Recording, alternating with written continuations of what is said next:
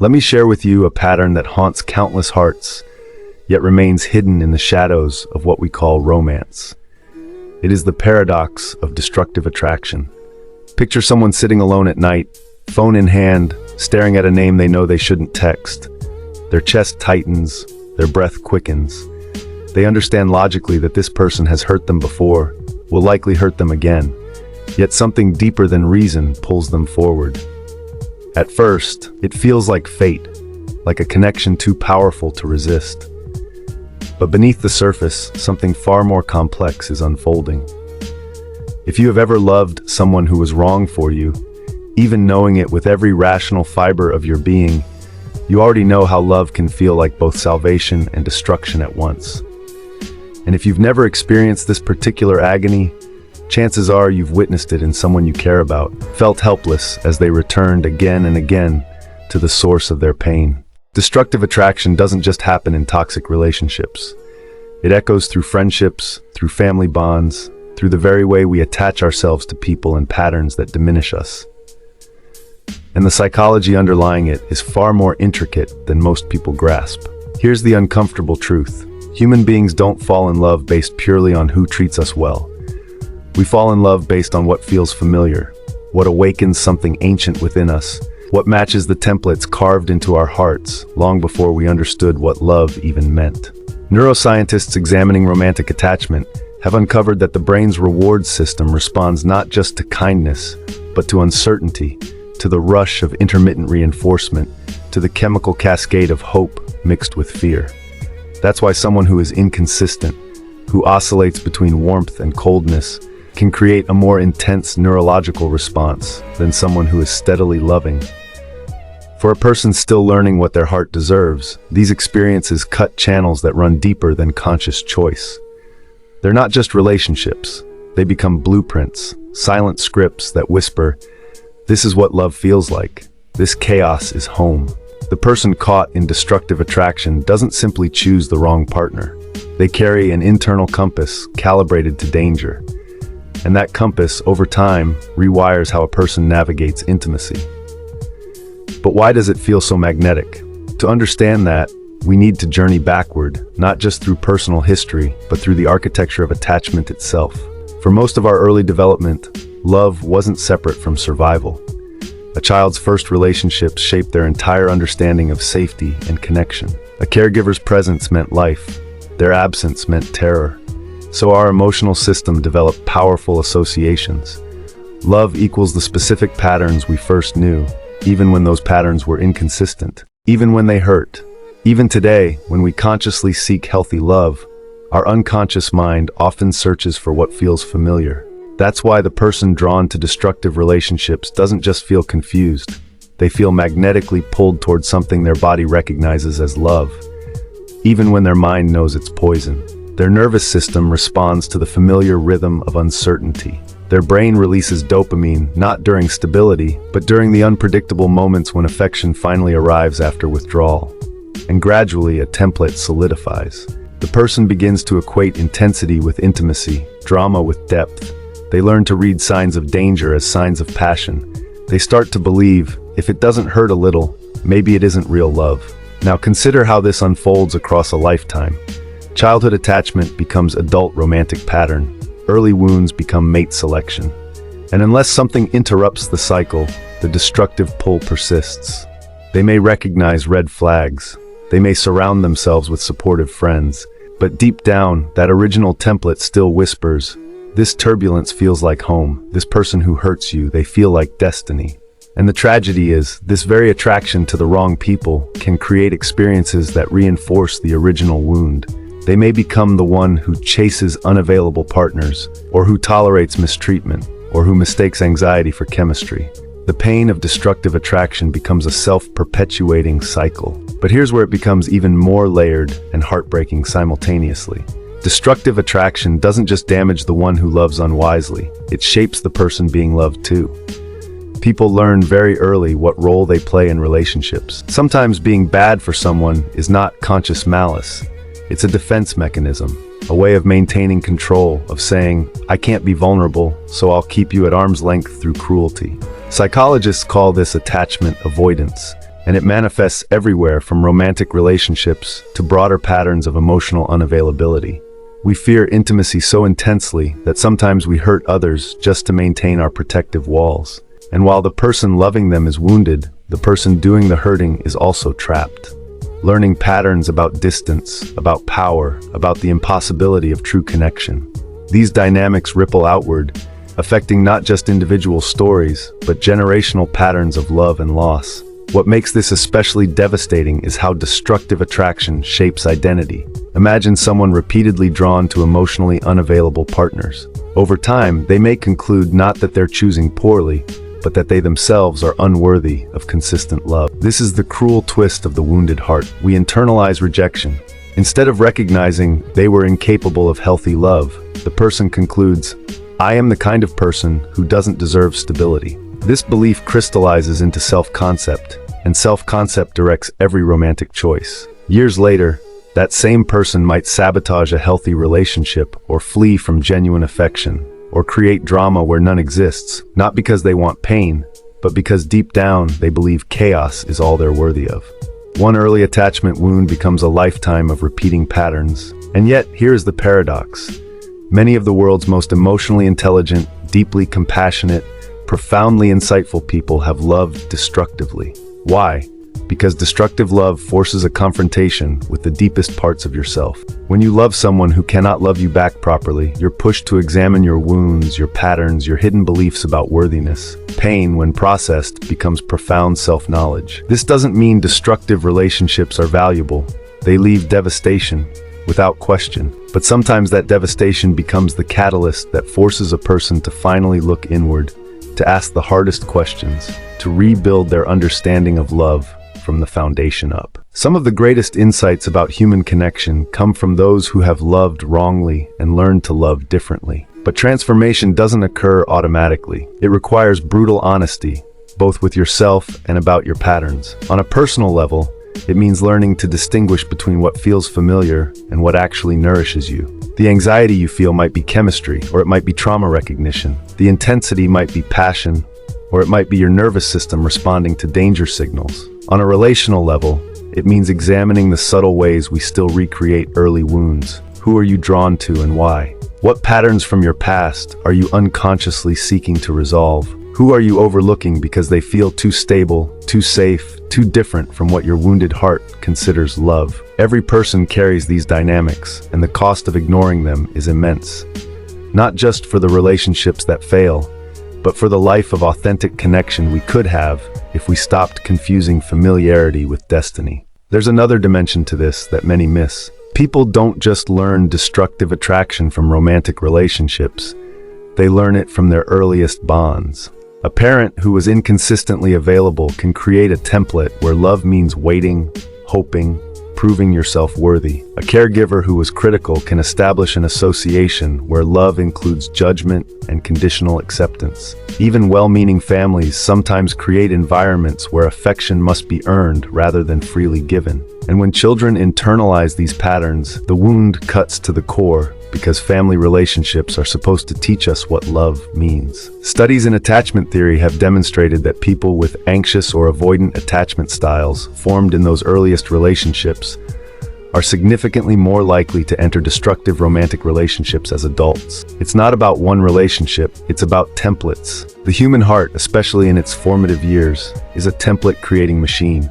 And if the template it creates says love is inconsistent, love requires sacrifice of self, or love means pursuing those who pull away, that blueprint can guide decades of romantic choices. Yet, as painful as this reality is, here's the promise. Attachment styles are not permanent.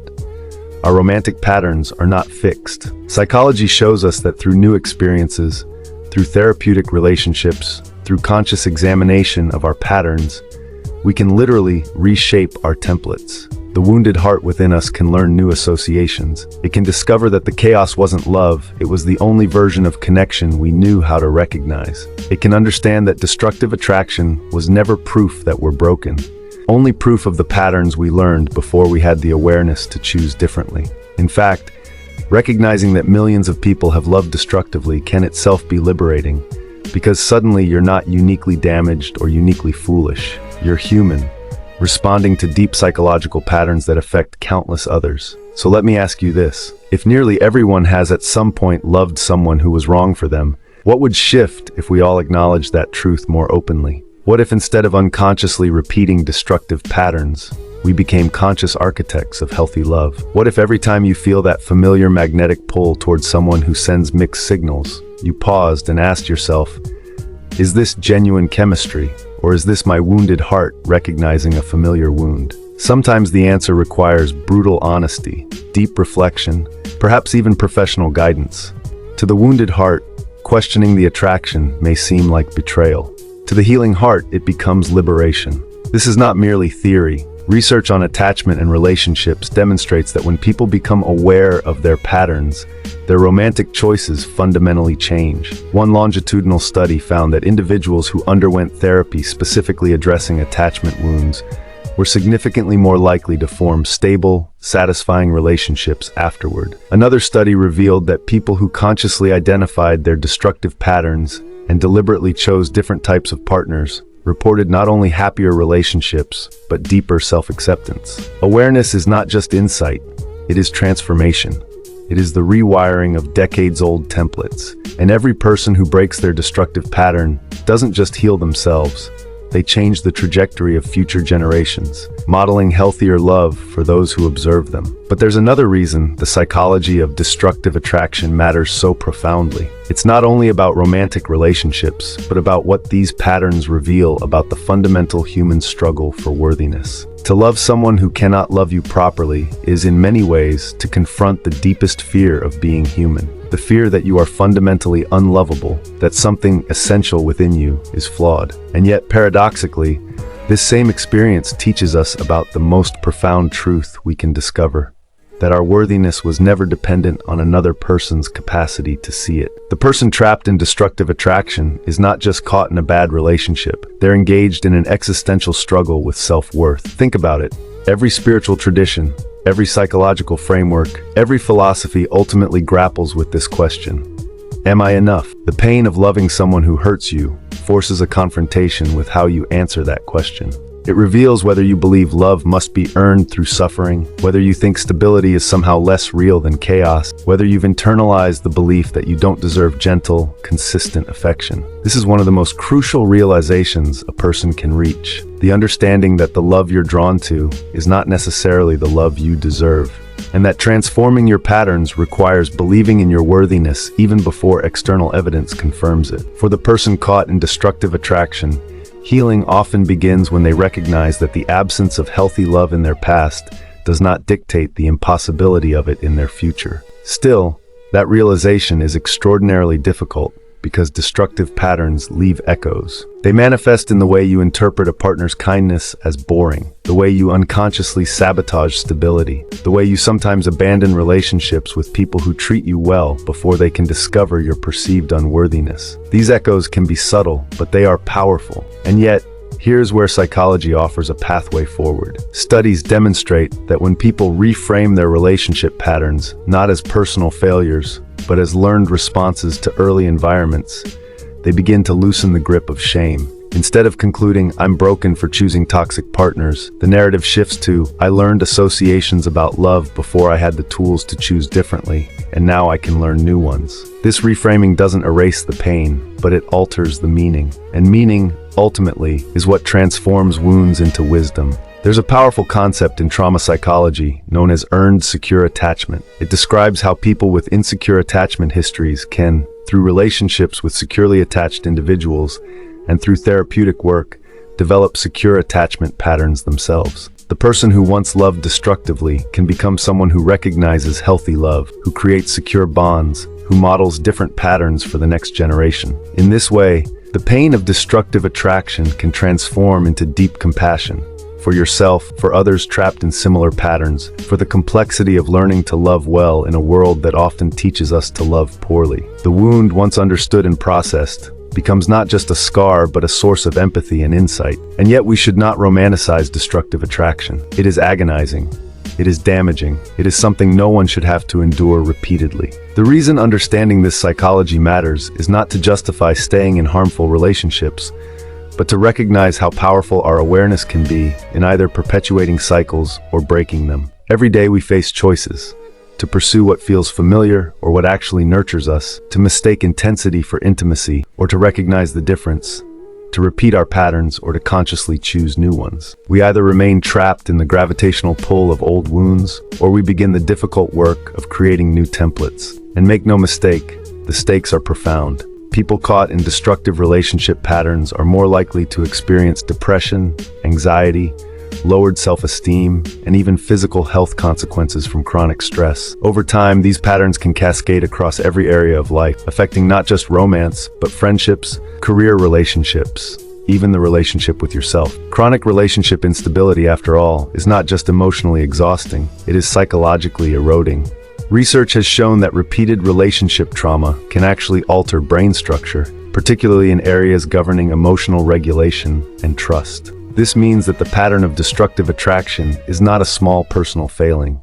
It is a template with real neurological and emotional consequences that extend far into the future. When we understand that, the way we approach our relationship choices begins to look far more significant. But let us consider the other side. If destructive patterns can shape a life painfully, then conscious, healthy choices can reshape it profoundly. A single decision to pause before pursuing someone who feels exciting in familiar ways can redirect an entire romantic trajectory. A moment of choosing the person who is kind and consistent over the one who is unpredictable and chaotic. A therapist who helps you identify your attachment wounds. A friend who gently points out your patterns. These moments may seem ordinary, but psychologically, they are revolutionary.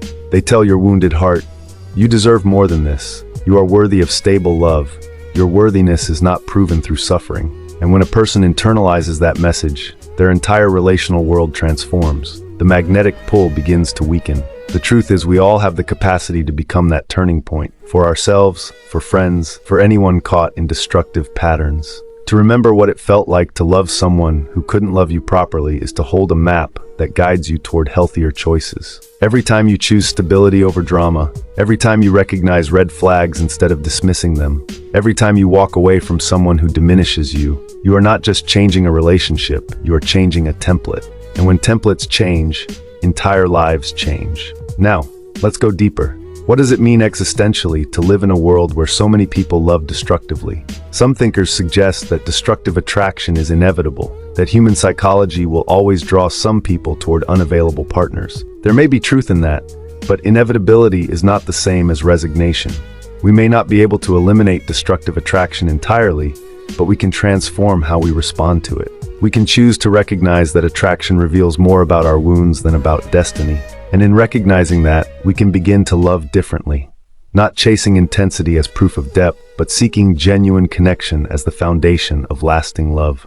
The person who has loved destructively then becomes a teacher of self-awareness, a teacher of resilience, a teacher of what it means to carry wounds and still choose wholeness. Many of us still carry those wounded parts inside us, the parts that believe chaos equals passion, that suffering proves devotion, and maybe, just maybe, the most profound act of healing is to turn to those wounded parts and say the words they always needed to hear.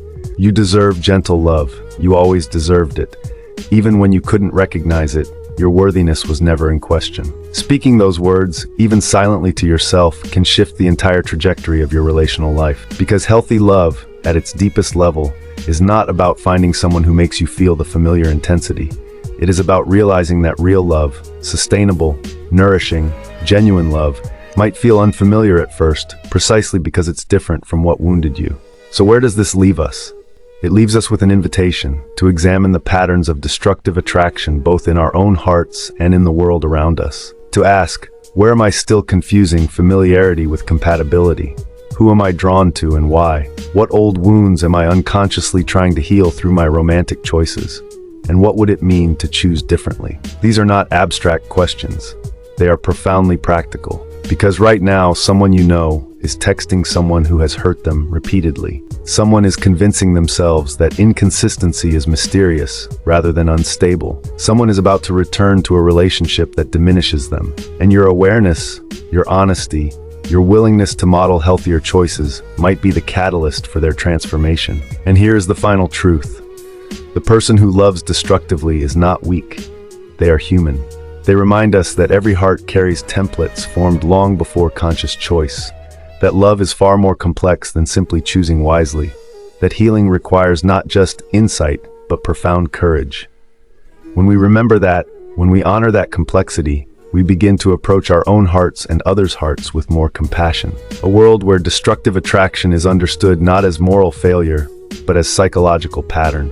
A world where people can examine their wounds without shame and choose new paths without judgment. A world where the question is not, why do I keep choosing wrong, but what can I learn about myself from these patterns? And how can I choose differently moving forward? So the next time you feel that magnetic pull towards someone you know is wrong for you, or watch someone you love return to a destructive relationship, remember this: the story of destructive attraction does not have to end in repeated heartbreak. It can end in self-awareness. It can end in conscious choice. It can end in the simple, revolutionary act of saying, I deserve better, and I choose differently. And perhaps in saying it to ourselves, we finally learn to believe it deeply enough to live it.